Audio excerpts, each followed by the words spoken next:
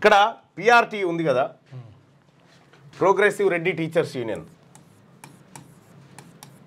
PRT నుంచి నిలబడ్డటువంటి Sripal Reddy ballot పేపర్లో రెడ్డి అని రాకుండా చూసుకుండు, శ్రీపాల్ అనే పెట్టిండు. చాలా మంది ఇటువంటి శ్రీపాల్ అనే పెట్టిండు, జాగ్రత్తగా ఉండాలి మనం. ఇక రెండో విషయం ఏంటంటే, ఇప్పుడు పిఆర్టీయు అధ్యక్షులు ఎవరా? పిఆర్టీయుకు ఇప్పుడు అధ్యక్షులు ఎవరు లేరు, ఖాళీగా ఉంది ఆ సీటు. ఎందుకంటే ఈయన ఓడిపోగానే మళ్ళీ వచ్చి అధ్యక్షుడు అవుతాడట, ఆయనే అధ్యక్షుడు కుర్చీలో కూర్చుంటాడట, అందుకోసం ఖాళీ పెట్టిండు.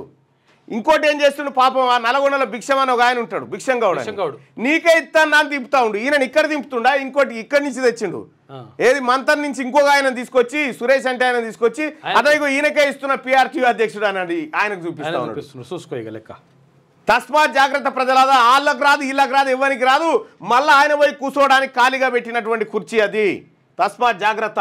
PRT progressive Reddy teachers union అది, ఇది బీసీలది కాదు. దానికి యూనియన్లు జిల్లాలే అధ్యక్షులంతా వాళ్ళే మళ్ళా.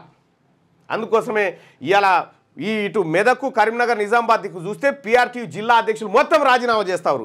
వద్దురా నాయన ఈ అమ్మ ఇదేటో ఆగమున్నదని చెప్పి ఎక్కడికక్కడ రాజీనామాలు చేస్తా ఉన్నారు జిల్లా అధ్యక్షులే.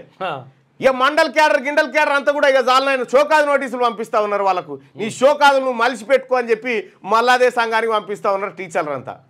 సో ఇలా తెలంగాణ రాష్ట్రంలో టీచర్లలో వచ్చినటువంటి బీసీ చైతన్యం, ఎస్సీ బిడ్డలు, ఎస్టీ బిడ్డలు, మైనార్టీ ఆదివాసీ బిడ్డలంతా ఇలా బీసీ అభ్యర్థులకు అండగా నిలబడడం, ఇది చాలా శుభ పరిణామం అని చెప్పి తెలియజేస్తా ఉన్నాం.